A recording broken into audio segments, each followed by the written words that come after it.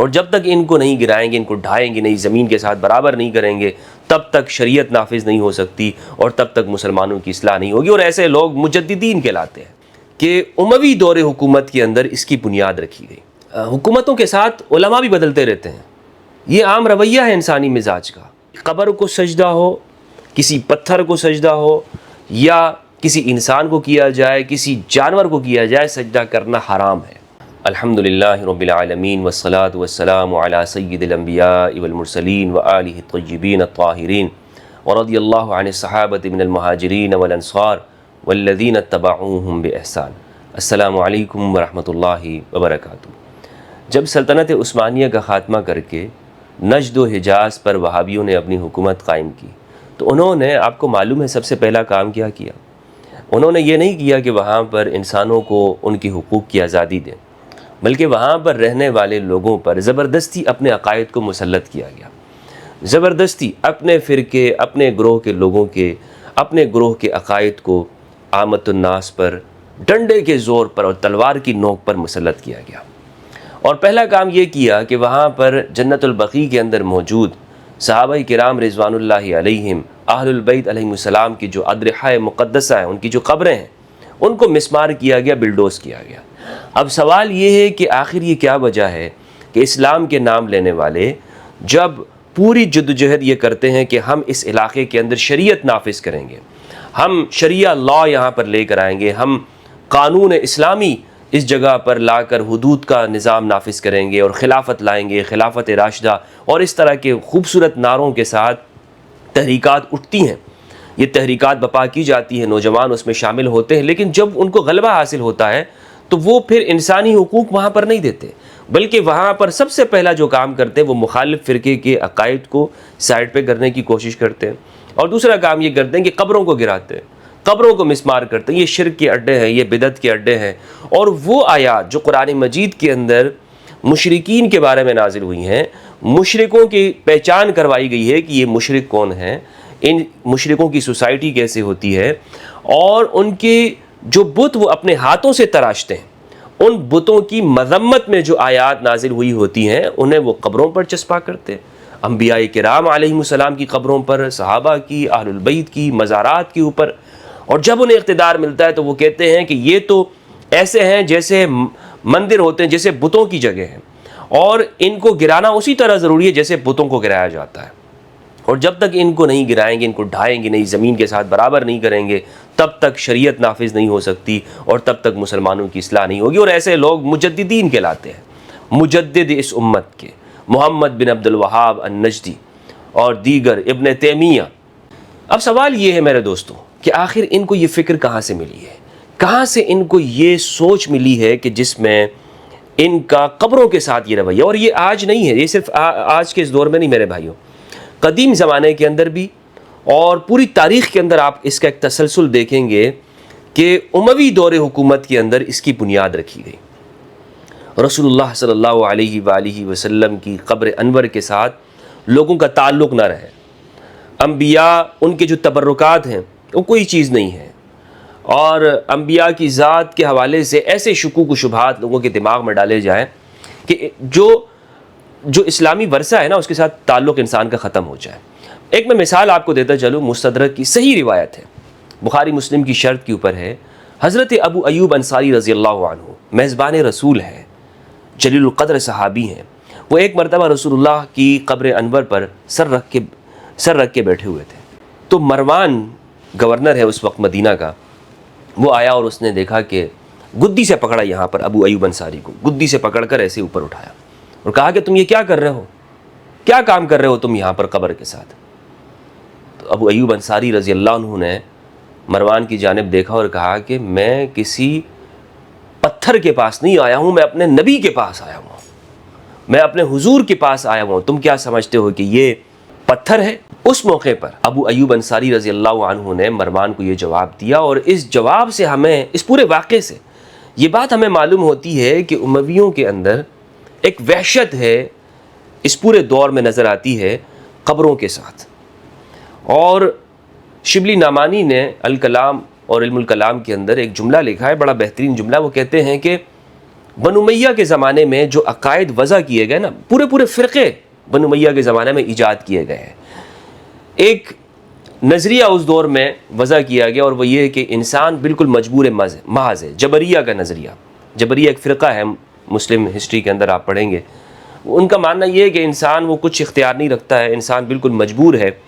اور سب کچھ وہ انسان کو، چاہے اچھائی ہو یا برائی ہو، یہ خدا کی جانب سے انسان پر مسلط کر دی جاتی ہے، انسان تو بالکل ایک روبوٹ کی طرح کام کر رہا ہوتا ہے۔ تو یہ جبریہ ہے۔ بہرحال دوستو، اموی زمانے میں جو افکار و نظریات وضع کیے گئے وہ آگے چلے ہیں، اس کا تسلسل پھر خارجیت اور تکفیریت ہے۔ عبداللہ ابن عمر رضی اللہ عنہ نے ایسی فکر کے بارے میں، صحیح بخاری کے اندر ہمیں جملہ ملتا ہے، وہ کہتے ہیں کہ یہ شرار الخلق ہیں، مخلوق میں سب سے برے لوگ ہیں۔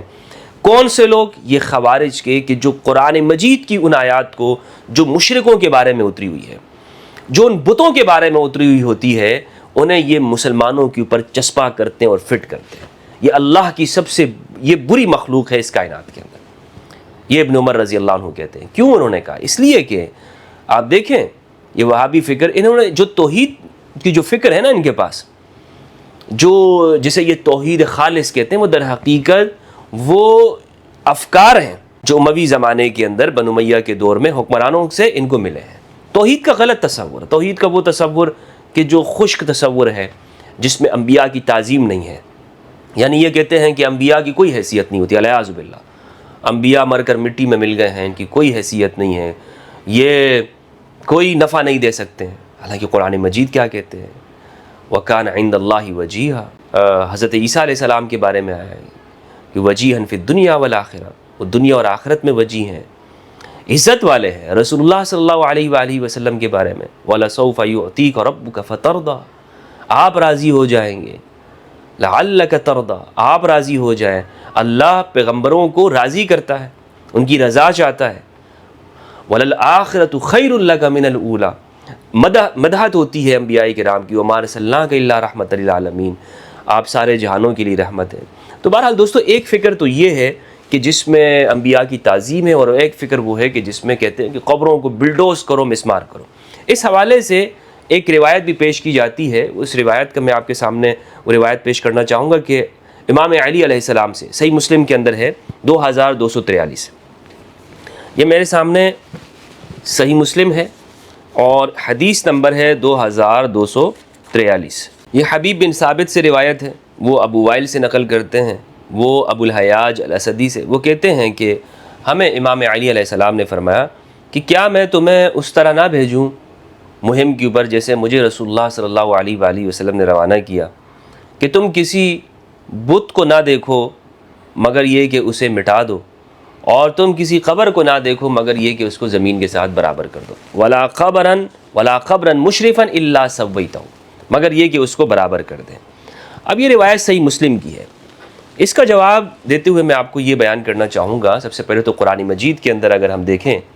تو قرآن مجید میں سورہ کہف کے اندر چند نوجوانوں کا قصہ بیان کیا گیا ہے۔ سورہ کہف سورت نمبر 18 آیت نمبر 21 ہے، اللہ رب العزت نے ارشاد فرمایا، اعوذ باللہ من الشیطان الرجیم، بسم اللہ الرحمن الرحیم، وَكَذَلِكَ أَعْثَرْنَا عَلَيْهِمْ لِيَعْلَمُوا أَنَّ وَعْدَ اللَّهِ حَقٌّ وَأَنَّ السَّاعَةَ لَا رَيْبَ فِيهَا إِذْ يَتَنَازَعُونَ بَيْنَهُمْ أَمْرَهُمْ فَقَالُوا ابْنُوا عَلَيْهِمْ بُنْيَانًا رَبُّهُمْ أَعْلَمُ بِهِمْ قَالَ الَّذِينَ غَلَبُوا عَلَىٰ أَمْرِهِمْ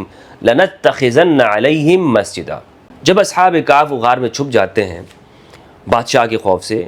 اور کئی صدیاں گزرنے کے بعد وہاں کے رہنے والوں کو ان کی حالت پر اطلاع ملتی ہے، اب چونکہ ان کا انتقال ہو چکا ہے، اب یہ لوگ کہتے ہیں کہ بھائی ان کی جس غار میں ان کا انتقال ہوا ہے نا، اس کے اوپر ایک عمارت بنا دو تاکہ ہمیں معلوم ہو سکے۔ یہ کہنے والے لوگ کوئی کافر نہیں ہیں، یہ کہنے والے لوگ وہاں کے وہ لوگ ہیں کہ جو قیامت کے اوپر یقین رکھتے ہیں۔ اس آیت کے اندر آپ دیکھیں کہ یہ اللہ رب العزت ارشاد فرما رہے ہیں، ہم نے ان کو اس لیے ظاہر کیا تاکہ لوگوں کو یہ بات معلوم ہو جائے کہ قیامت حق ہے۔ اذ یتنازعون بینہم امرہم، اب یہ لوگ اس معاملے میں اختلاف ان کے اندر پیدا ہو گیا کہ بھائی اب ہم کیا کریں۔ تو کچھ لوگوں نے کہا ابنوا علیہم بنیانا، ابنوا علیہم بنیانا، ان کے اوپر تعمیر بنا دو۔ بھائی وہاں پر عمارت بنانے والے کوئی کافر تو نہیں ہوں گے نا اس کے اوپر، جن کو اصحاب کہف کے ساتھ مناسبت ہے، وہاں پر ان کو ماننے والے ہیں۔ ربہم اعلم بہم، کیا کہتے ہیں؟ ان کا رب ان کے حال سے خوب واقف ہے۔ قال الذين غلبوا على امرهم لنتخذن عليهم مسجدا. اب دوسرا جو گروہ تھا وہ انہوں نے کہا جنہیں ان کے معاملے پر غلبہ حاصل تھا کہ ہم ان کے دروازے پر ایک مسجد بنائیں گے. یعنی غلبوا علی امرہم، جو ان کے معاملے پر انہیں ایک تسلط حاصل ہوا، ایک طرح کا وہ زیادہ ان کے ساتھ جڑے ہوئے تھے، ان اصحاب کہف کے لوگوں کے ساتھ، ان کے نظریے کے ساتھ، ان کے ساتھ وابستہ ہو گئے. تو جو زیادہ وابستہ ہوئے انہوں نے کہا کہ بھائی ان کے اوپر ہمیں ایک مسجد بنانی چاہیے. اچھا دیکھیں یہاں پر اب بھی ایسا ہوتا ہے، مثال کے طور پر ایک کسی جگہ پر کسی بزرگ کا انتقال ہو جائے، کہیں قبر مل جاتی ہے، اور اب ایک اہل محلہ یہ کہتے ہوں کہ بھائی یہاں پر آپ یہ کریں کہ عمارت بنا دیں. ان کی بات مانی جائے گی یا ان لوگوں کی کہ جو اس بزرگ کے ساتھ زندگی میں بھی لوگ یہ دیکھتے ہوں کہ بھائی ہاں یہ شخص نا اس بزرگ کے ساتھ زندگی میں بھی خدمت کرتا رہا ہے، یا یہ شخص وہ ہے کہ جو جب یہ بزرگ زندہ تھا اس وقت سے یہ اس کے نظریات سے بڑا ہم آہنگ ہے، یا یہ ہے کہ یہ شخص یہ ان کے افکار و نظریات کو زیادہ ترویج دینے والا ہے اور یہ آگے بڑھ بڑھ کر ان کا کام کرتا ہے، ان کی خدمت کرتا رہا زندگی میں بھی اور بعد میں بھی اس علاقے کا کام یہی کرتا رہا ہے. تو لازمی بات ہے اس کو غلبہ حاصل ہوتا ہے اس دوسرے گروہ کو، اور یہ پھر وہاں پر اس کی تعمیر بھی کریں گے. تو قرآن مجید میں کسی جگہ پر بھی یہاں پر یعنی یہ نہیں کہا گیا کہ انہوں نے یہ کام غلط کیا. قبر کے ساتھ مسجد بنانا، اب کوئی کہہ سکتا ہے کہ بھئی قبر کے ساتھ مسجد بنانا یہ تو جائز نہیں ہے، یہ تو یہاں پر اسے گرا دینا چاہیے، قبروں کے پاس نماز نہیں پڑھنی چاہیے. دنیا میں سب سے بڑی مسجد کعبۃ اللہ ہے، مسجد الحرام. کعبہ کے حتیم کے اندر حضرت اسماعیل اور سیدہ ہاجرہ علیہ السلام ان کی قبر ہے، انبیاء کرام کی قبریں وہاں پر حتیم کے اندر موجود ہیں. اسی طرح مسجد نبوی علی صاحبہا الف تحیات و تسلیمات، کہ وہ اس میں رسول اللہ صلی اللہ علیہ وآلہ وسلم کا روزہ وہاں پر قریب ہے، تو رسول اللہ کی قبر انور وہاں پر موجود ہے. تو قبر کے قریب میں مسجد بنائی جا سکتی ہے، تعمیر کی جا سکتی ہے، اور یہ نہیں ہے کہ قبر کے ساتھ آپ کوئی تعمیر نہیں کر سکتے. اب سوال یہاں پر یہ ہے کہ یہ جو روایت ہے جس میں یہ کہا گیا کہ جو اونچی قبریں ہوں اس کو آپ مسمار کر دیں، اس کو آپ ڈھا دیں، گرا دیں، تو اسی لیے تو وہاں پر جنت البقیع کے اندر صحابہ کی اور اہل البیت کی قبروں کو گرایا گیا. اہل البیت مظلوم ہیں، زندگی میں بھی تھے اور اپنی حیات کے دنیا سے جانے کے بعد بھی ان کی قبروں کو بھی شہید کیا گیا. اس روایت کا جواب یہ ہے کہ اس میں ایک راوی ہیں شقیق بن ابی سلمہ. سیر اعلام النبلاء کے اندر ذہبی رحمہ اللہ نے ان کے بارے میں لکھا ہے، یہ ابو وائل جو راوی ہیں شقیق بن سلمہ، یہ ابو وائل الاسدی ہیں. اس راوی کے بارے میں کہا جاتا ہے کہ یہ وہ راوی ہیں کہ جو ابن زیاد کے خزانچی تھے، یعنی امویوں کے ساتھ ان کا تعلق تھا. میں نے آپ کو بتایا کہ دیکھیں صرف سند کے اوپر نہیں جایا کریں بلکہ اس راوی کا آپ بیک گراؤنڈ بھی چیک کریں. ہم بہت غلطی کرتے ہیں. ہمارے ہاں اہل سنت میں یہ کہا جاتا ہے کہ بھائی ایک شخص اگر ایسا ہو کہ جو شیعہ رافضی ہو اور وہ روایت بیان کرتا ہے اور وہ روایت اس کے عقیدے کو تقویت دینے والی ہے، تو لہٰذا ہم اس روایت کو نہیں لیں گے چاہے وہ کسی بھی جگہ پر ہے. لیکن یہ اصول بیان کرنے کے ساتھ ہمارے ہم محدثین وہ یہ بات بھول جاتے ہیں کہ ہم یہ بھی دیکھیں کہ ایک راوی ہے اس کا تعلق امویوں کے ساتھ ہے، تو ہم پھر اس کی روایت کو کیسے لیں گے، اور خاص طور پر ایسے معاملے میں کہ جو امام علی علیہ السلام کے ساتھ وہ بیان کر رہا ہے. شقیق بن سلمہ ابو وائل الاسدی یہ ابن زیاد کا خزانچی ہے. ذہبی رحمہ اللہ نے سیر اعلام النبلاء جلد نمبر 5 اور صفحہ نمبر 439 میں ان کے حالات ذکر کیے. کہتے ہیں استعملنی ابن زیاد علی بیت المال فاتانی رجل بسک. ابن زیاد نے مجھے بیت المال کے اوپر استعمال کیا، یعنی میں وزیر خزانہ تھا، خزانچی تھا ان کے اموال کا. اور اس میں یہ پہلے اس کا قول بھی ہے کہ یہ کہتے ہیں کہ مجھے حضرت امام علی علیہ السلام زیادہ محبوب تھے، اور پھر بعد میں مجھ میں تبدیلی آئی اور میں نے کہا کہ نہیں، مجھے علی سے زیادہ تو اب حضرت عثمان سے محبت ہے. یہ شقیق بن سلمہ وہ راوی ہے. تو راویوں کا آپ کو معلوم ہوا نا کہ امویوں کے ساتھ تعلق ہے. یہ فکر آپ کو امویوں سے ہی آپ کو ملے گی. کون سی فکر؟ کہ جس میں قبروں کے حوالے سے ایک تشدد پایا جاتا ہو، ایک ایسی سوچ پائی جاتی ہو. قبروں کو گرانا، قبروں کو برابر کرنا، یہ جو روایت ہے نا صحیح مسلم کی، یہ روایت میں جو راوی ہے میں اس کو درست اس لیے نہیں مان رہا ہوں اس روایت کو یہاں پر، اس کی وجہ یہ ہے کہ اس کا تعلق امویوں کے ساتھ۔ اب کوئی کہہ سکتا ہے کہ بھائی یہ آپ کیسی بات کر رہے ہیں، امویوں کے ساتھ تعلق ہے، آپ پوری روایت کو گرا رہے ہیں۔ بالکل، زہری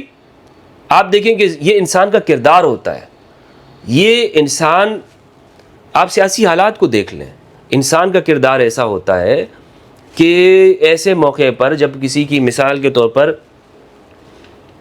حکومتوں کے ساتھ علماء بھی بدلتے رہتے ہیں، یہ عام رویہ ہے انسانی مزاج کا۔ مثلا کسی حکومت کے کسی حکمران کے دور میں وہ اس کی تعریف کر رہے ہوتے ہیں، اس کے عقائد و نظریات کو بیان کر رہے ہوتے ہیں۔ یہ سیاست عقائد و نظریات ہی تو ہیں امویوں کے، جو بعد میں عقیدوں کے نام پر پھیلے ہیں۔ اور اسی طرح آپ اپنے دور میں آج دیکھ لیں، کوئی خاموش ہو جاتے ہیں، تو انسان تو اس پر ادوار کا غلبہ ہوتا ہے نا اپنے دور کا۔ زہری ایک وقت میں جناب ابو طالب علیہ السلام کے جتنی بھی جو روایتیں ہیں جناب ابو طالب علیہ السلام کے بارے میں وہ زہری نقل کر رہے ہیں۔ زہری کا تعلق آپ دیکھ لیں تو وہ اموی حکومت کے ساتھ رہا ہے، بعد میں اس نے توبہ کر لی اور وہ سدھر جاتا ہے۔ تو یہ انسان کا تعلق تو رہتا ہے، اس لیے میں اس روایت کے بارے میں یہ کہتا ہوں کہ یہ روایت قابل قبول نہیں۔ یہی ایک راوی ہے کہ جس میں قبروں کو برابر کرنے کے بارے میں ہے، اور کسی راوی سے ہمیں یہ روایت نہیں ملتی ہے امام علی علیہ السلام کے بارے میں کہ آپ نے فرمایا کہ قبروں کو برابر کیا جائے، قبروں کو بالکل آپ زمین کے ساتھ برابر کر دیں۔ ورنہ تو آپ یہ دیکھیں کہ حضرت عائشہ رضی اللہ عنہا کا، ہمارے اہل سنت میں کہتے ہیں کہ جو حجرہ ہے، کیا رسول اللہ صلی اللہ علیہ وآلہ وسلم کو وہاں پر نہیں دفنایا گیا کہ آپ کی قبر کے اوپر عمارت موجود نہیں ہے، آپ کی قبر کے اوپر عمارت موجود ہے۔ اب کوئی یہاں پر یہ کہہ سکتا ہے کہ بھائی یہ اس لیے یہاں پر آپ کو دفنایا گیا، حضرت عائشہ کہتی ہیں کہ آپ نے آخر میں وصیت کی کہ قبروں کو سجدہ گاہ نہ بنایا جائے، قبروں کو سجدہ گاہ نہ بنایا جائے، اس لیے یہاں پر اس عمارت کے اندر آپ کو دفنایا گیا ہے۔ تو میرے بھائی اگر قبروں کو سجدہ گاہ بنانے کا کہ خوف سے یہ کام ہوا ہے،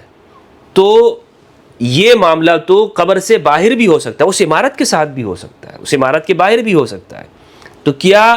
عمارت کی جانب سجدہ کرنا یہ جائز ہو جائے گا؟ مثلا آج کوئی شخص اگر روضہ رسول کے سامنے جا کر سجدہ کرنے لگ جائے،